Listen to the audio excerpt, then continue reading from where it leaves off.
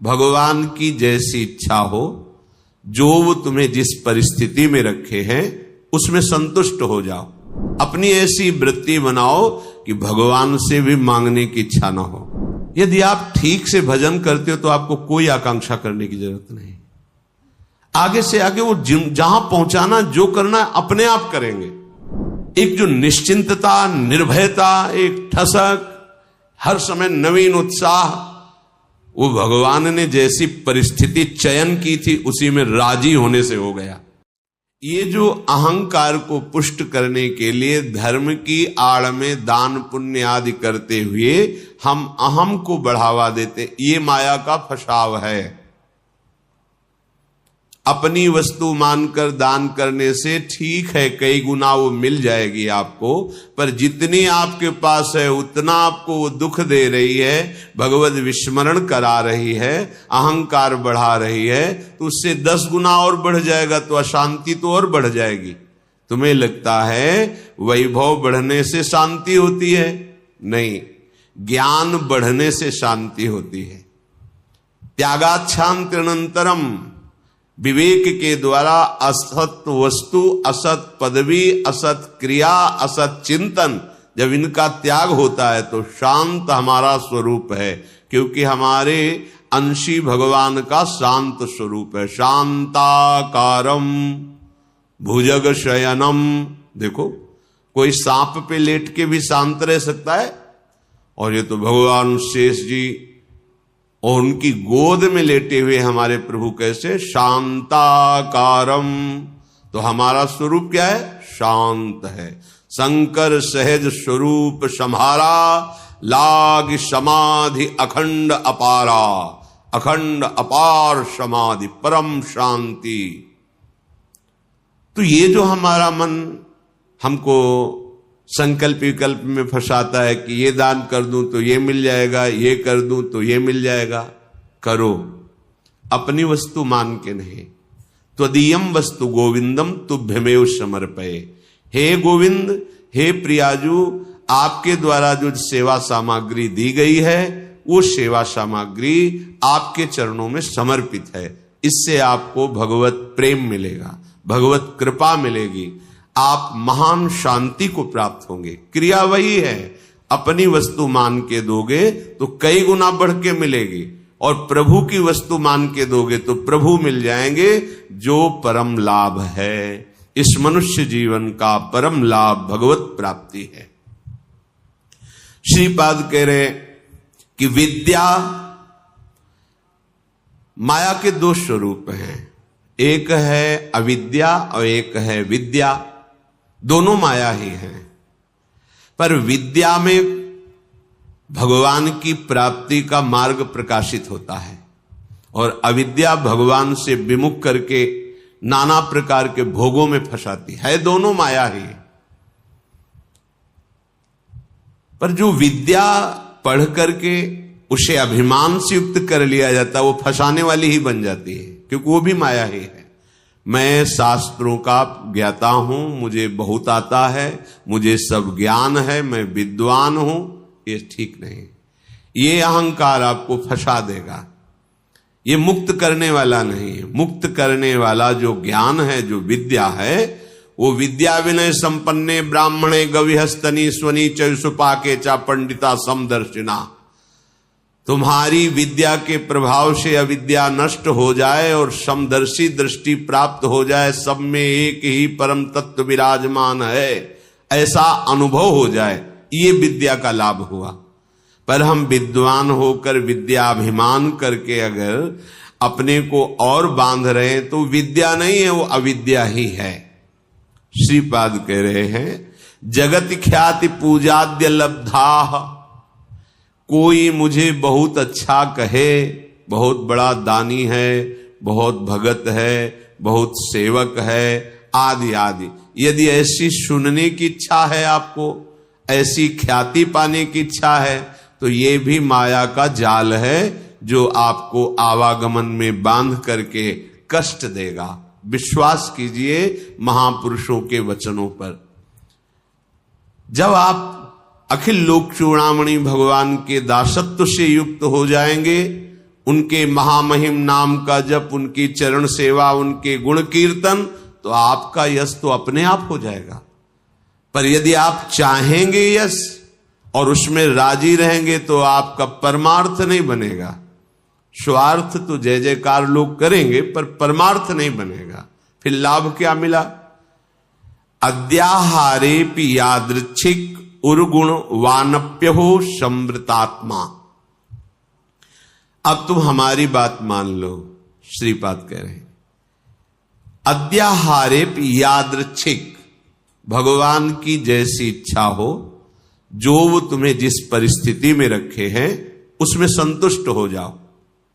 जथालाभ संतोष सदा काहू सो कछु न चाहोगे। अपनी ऐसी वृत्ति बनाओ कि भगवान से भी मांगने की इच्छा ना हो।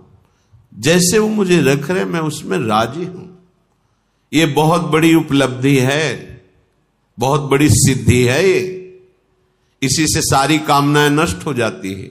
बिन संतोष न काम न साही और अछत काम सुख सपने नाही। बिना संतोष के कामना का नाश नहीं होता, और जब तक कामना रहती तब तक स्वप्न में भी जिसे सुख कहते हैं उसका अनुभव नहीं होता। जागृत की कौन कहे? आप कामना में ही सुख ढूंढ रहे हैं, और सिद्धांत कह रहा है कि अछत काम सुख सपने नाही। यदि हृदय में कामना है तो स्वप्न में भी सुख नहीं मिलेगा। कामना कैसे नष्ट होगी? बोले जथा लाभ संतोष सदा काहू सो कछु न चाहोगे। मैं सदा संतोष धारण करूंगा कि मेरे प्रभु ने जैसा विधान कर दिया है हमारे लिए पर्याप्त है। जथा लाभ। आद्याहारेपि यादृच्छिक, जो हमारे आराध्य देव है उनकी इच्छा के अनुसार हमें आहार वास वस्त्र व्यवस्था और संग, ये जो कृपा करके मिला है, हमको अब आकांक्षा नहीं करनी चाहिए किसी भी वस्तु की।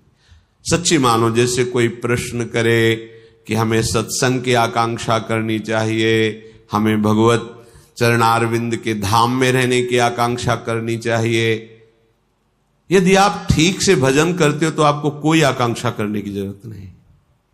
आगे से आगे वो जहां पहुंचाना जो करना अपने आप करेंगे। हम वृंदावन को जानते भी नहीं थे, पहली बार स्मरण हुआ कैसा होगा वृंदावन, क्योंकि अपने लोगों की अंतर्दृष्टि रहती थी, एक एक हरकत पर नजर थी अंदर की, बाहर का तो मतलब ही नहीं था। भगवान की ऐसी असीम कृपा रही है कि यौवन अवस्था में कभी कहीं भरपेट भोजन मिला हो तो मिला हो, ना कोई गर्म कपड़े पहनना, ना जीवन में कभी पंखा चलाना। ये ऐसी दुनिया का प्रपंच तो बहुत दूरी बात है, कभी पंखा के नीचे सोए हो ऐसा अनुभव नहीं है वृंदावन के सिवा। एकमात्र अंतर्दृष्टि, मेरी वृत्ति कहां है, बस इसी पर रहती थी। कहां है मेरी वृत्ति? बस हर तरह से इस मन को देखा है। जैसे लोग कहते हैं ना, मामू को मार्ग में पीएचडी किए, तो साधक उपासक साधु महात्मा केवल मन पर दृष्टि रखते हैं। सारी पढ़ाई मन की है, इसमें और कोई बाहरी बातें नहीं है। इसमें परम सिद्धि का जो लाभ होता है वो केवल मन पर दृष्टि रखी जाती है। उसी को दृष्टि में रख करके सृष्टि से बचा के और भगवान के चिंतन में लगाना, बस एक लगन लगी हुई, कैसे ब्रह्म साक्षात्कार हो, कैसे वहां कोई ये गुंजाइश नहीं थी। भोग सामग्री, भोग वार्ता, भोग दृश्य, घाटों में कहां गुंजाइश? दोपहर की तपती धूप में पंडों की छतुरी के नीचे, और रात्रि में वही घाटों में थोड़ी देर भिक्षुकों के बीच में बैठ जाना, जो मिला मिला, नहीं तो हर हर महादेव, शांत एकदम। ब्रह्मचर्य और संयम का बड़ा बल होता है। कभी निराश हताश और ऐसा नहीं कि चलने लायक नहीं, ऐसा कभी अनुभव जीवन में नहीं हुआ। आप समझिए वो परिस्थिति अगर ना मिलती तो शायद है कि वो अनुभव भी ना होता। जो अनुभव, एक जो निश्चिंतता, निर्भयता, एक ठसक, हर समय नवीन उत्साह, वो भगवान ने जैसी परिस्थिति चयन की थी उसी में राजी होने से हो गया। एक बार इतनी भूख से व्याकुल हुए तो दो संत आए काशी के, और ऐसा कहाँ रहते हो? घाटों में रहते। भोजन जो महादेव जी दे देते। या घाटों में कौन देता है? अन्नपूर्णा। कभी सतुआ इतना जिससे भिखारियों को लोग बांटते हैं, 2-4 किलो सतुआ लिया, 50 बैठे हैं, ऐसे ऐसे डाल दी। तो कमंडल का ढक्कन होता था, ऐसे रखा, कोई 1 पीस बर्फी रख दी ऐसे। बोले आओ चलो आज तुम्हें भोजन पवाते हैं। को देखो मन की बात प्रभु ने सुन ली, लेकिन हंसी की बात। ले गए कमरे में बैठाला और 2 घंटे बाद आए। रात हो गई थी, शाम के बैठते थे जाके, और आए बोले हमारे यहाँ तो प्याज लहसुन बनता है, आप खाते हैं? ये तो नहीं बन। अच्छा महादेव। हाँ निकले, खूब हंसे कि ए मन देखा तेरी चालबाजी नहीं चली। नियम लिया था कहीं नहीं जाएंगे, पर इतनी व्यवस्था हम अपनी तरफ से ले गए, और देखा तुम्हें उत्तर दिया महादेव, चल आज के बाद कोई बुलाए भी तो नहीं जाला है। जथा लाभ संतोष सदा का, ये बहुत बड़ी उपलब्धि का मार्ग है। चाहे गृहस्थ हो चाहे विरक्त हो, जैसी परिस्थिति प्रभु ने दी है, सच्ची मानिए तुम्हारे कल्याण के लिए वैसी परिस्थिति आवश्यक है। आप कह सकते हो बड़ा घर में प्रतिकूलता रहती, जरूरी है प्रतिकूलता। भगवत प्राप्ति के लिए जो तुम्हें प्रतिकूलता मिली जरूरी है, बड़े बड़े सिद्ध भक्तों को मिली है। आप तो अभी भक्ति के मार्ग में कदम रखना चाहते हैं, और जो भक्ति के सुभट हैं उनके साथ भारी से भारी प्रतिकूलता हुई। हम प्रतिकूलता का निरादर न करें, वो भगवत कृपा है जो मुझे दलदल से निकाल रही है। सबका स्वरूप सामने आ रहा है। रहीमन विपदा हो भली जो थोड़े दिन होए, हित अनहित या जगत में जान परे सब कोय। तो अद्याहारेपि यादृच्छिक उर्गुण वा नप्य हो समृतात्मा। जब आपको जैसी परिस्थिति में रखा गया उसके बदलने के लिए आप दिखावा न कर दे। दिखावा होता है। ब्रह्मबोध प्राप्त करने के लिए एक महापुरुष मिले थे, उन्होंने कहा था कि अपने गुणों को प्रकाशित ना करे, मौन का आश्रय ले, और ऐसे जैसे कोई विक्षिप्त हो ऐसे रहे, फिर उसकी जो यथालाभ व्यवस्था होती उसमें रहे तो उसे बहुत जल्दी ब्रह्मबोध प्राप्त हो जाता है। अपने गुणों को प्रकाशित करके, अपनी महिमा को प्रकाशित करके उसका उपभोग करने लगे तो फिर वो स्थिति से गिर जाता है, वो उस चरम अवस्था को प्राप्त नहीं होता। गंगा किनारे एक से एक महापुरुष, एक से एक दिव्य अनुभवी महापुरुष, यहां कह रहे उर्गुण वानप्य हो समृतात्मा। आप अपने गुणों को प्रकाशित करके ऐसा कहीं उपभोग तो नहीं कर रहे, अपने सम्मान का गुण प्रदर्शित करके, चाही हुई वस्तुओं का, मानी हुई मान्यता का यदि उपभोग कर रहे हैं तो आप अपने मार्ग से गिर जाएंगे। आपको गुण प्रदर्शन नहीं करना। हम प्रभु के गुण गा रहे हैं, प्रभु का नाम कीर्तन कर रहे हैं, प्रभु की सेवा कर रहे हैं, प्रभु का जस गा रहे हैं। हजारों को लाभ मिले, लाखों को लाभ मिले, करोड़ों को मिले, सबका मंगल हो, कोई परेशानी। यहां कह रहे कि अपने गुणों का प्रदर्शन करके प्राप्त विषयों का सेवन उपभोग करना, विषय आए स्वीकृत नहीं हृदय में, जथा लाभ संतोष सदा। महलों में राखो चाहे झोपड़ी में वास दो, कोई प्रश्न नहीं है। चित्त का समाधान हो चुका है, अब कोई परेशानी नहीं है, कोई खुशी नहीं है, कोई दुख नहीं है। बहुत उत्तम स्थिति का वर्णन कर रहे हैं उपासक के। श्रीमद वृंदावनेस्मिन सतत मठ सखे सर्वतो मुक्त संगा, ये अमृतमय वचन। वृंदावन में तुम्हारा आगमन हुआ, वृंदावन का आश्रय लिया, वृंदावन का वास, तो यहां किसी का संग मत करना। कह रहे सखे सर्वतो मुक्त संगा। सर्व संग और संत संग इस सर्व में नहीं आता। जो भगवत अनुराग में रंगे हुए महापुरुष हैं, तो भगवत प्राप्त संतों ने भी ऐसी आकांक्षा की कि मुझे ऐसे प्रेमी महाभागवतों का संग मिले, क्योंकि बिना उनकी चरण धूल में बैठे, उनकी चरण धूल से अभिषिक्त हुए ना तत्वबोध होता है ना भगवत प्रेम होता है। तो संतों का संग ही सर्व संग का त्याग कराता है।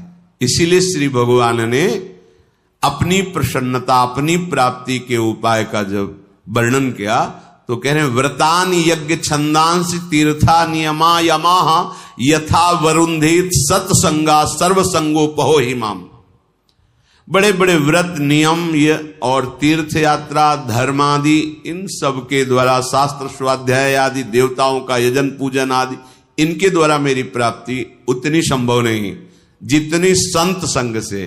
क्योंकि संत संग क्या करता, सर्व संगोपहो हिमाम, सर्व संगों का त्याग करा देता है। जो आसक्ति संसार में, विषयों में, व्यक्तियों में, वही आसक्ति यदि संत महात्मा में हो जाए तो मोक्ष का खुला हुआ द्वार शास्त्रों में पाया गया है। तो यहां जो सखे सर्वतोमुक्त संगा, उसका भाव है जो प्रभु से विमुख जन है उनसे हमारा परिचय भी नहीं होना चाहिए। वृंदावन ऐसे रहे मनो चिन्हारो नाई, हम नहीं पहचानते किसी को, नेत्र नीचे हैं, अपने मार्ग को देख रहे और अपने प्रिया प्रीतम का स्मरण कर रहे हैं। जो मिलता है मेरे प्रभु स्वरूप में आए हैं ऐसे भाव से, कहीं कोई सांसारिक भाव, सांसारिक संबंध नहीं। सांसारिक प्रपंच को स्वीकार करने वाला उपासक उपासना में आगे बढ़ नहीं सकता।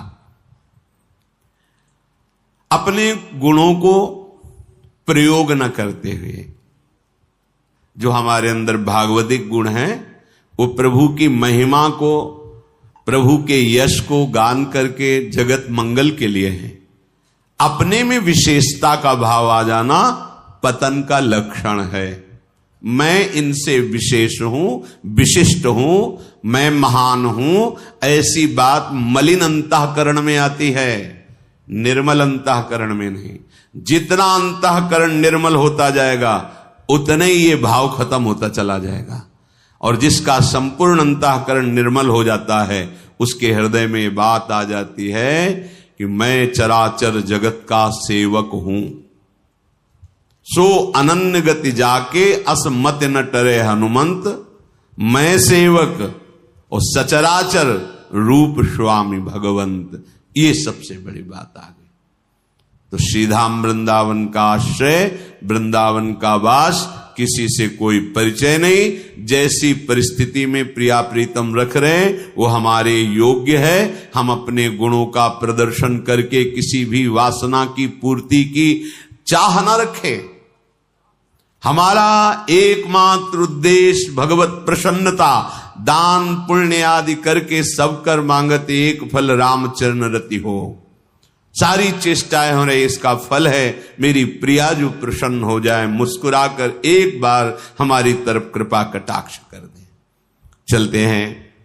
भगवान श्री राम पंचवटी में आसन पर आसीन हैं। लखनलाल जी ने प्रश्न किया, हे करुणा निधान प्रभु, मैं ये जानना चाहता हूं कि ज्ञान किसे कहते हैं, क्योंकि आप स्वयं परब्रह्म हैं। तो आप जो वर्णन करेंगे, आप जो जनाएंगे, वही वास्तविक जानना होता है। जो संत महात्मा जन बोलते हैं, प्रभु जितना जनाते हैं उतना ही। हे नाथ, वैराग्य किसे कहते हैं, माया किसे कहते हैं, भगत किसे कहते हैं, भक्ति, ईश्वर और जीव का भेद क्या है, आपके चरणों की वो अविरल भक्ति क्या है जिससे शोक मोह भ्रम जन्म मृत्यु दुख ये सब नष्ट हो जाता है, उस भक्ति का स्वरूप क्या है। भगवान श्री राम ने कहा, हे लखन, हम कम शब्दों में वर्णन करते हैं, ध्यान पूर्वक सुनो।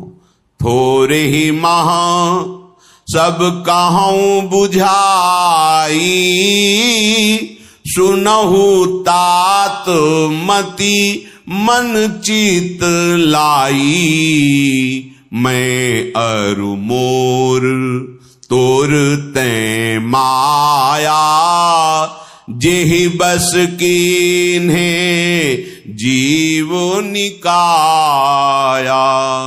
गो गोचर जहां लगी मन जाई, सो सब माया जाने हूँ भाई। तेहि कर भेद सुनहु तुम सो, विद्या अपर अविद्या दो। एक दुष्ट अतिशय दुख रूपा, जा बस जीव पराभव कूपा। एक रचई जग गुण बस जाके, प्रभु प्रेरित नहीं निज बलता के। हे लखनलाल, थोड़े में ही समझाकर कह रहा हूं, तुम मन चित्त और बुद्धि लगाकर सुनो। मैं और मेरा, तू और तेरा, ये माया का लक्षण है। देख लो, मैं, मेरा, तू, तेरा, ये माया का लक्षण है। ये अंदर जहां वृत्ति हो तो माया की वृत्ति है।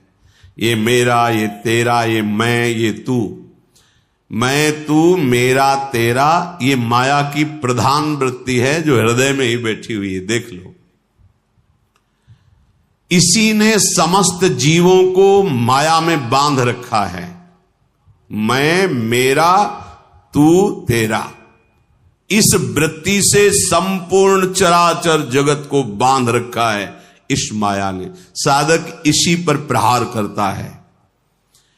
मेरा और तेरा खत्म, या तो मैं, तो वो अहम ब्रह्मास्मि। इतने बड़े बनो कि तुम्हारे समान कोई रह न जाए, इतने बड़े बनो कि तुम में सब समा जाए। अब बचा केवल मैं, वो शुद्ध मैं श्री कृष्ण है, जिसे अहम ब्रह्मास्मि, मैं ब्रह्म हूं। ये ज्ञान मार्ग और भक्ति, केवल तू ही तू, जिधर देखता हूं तू ही तू, बस खत्म। जहां मैं तू वहां माया, जहां केवल मैं, तू है ही नहीं, वो ज्ञान। और जहां मैं खो गया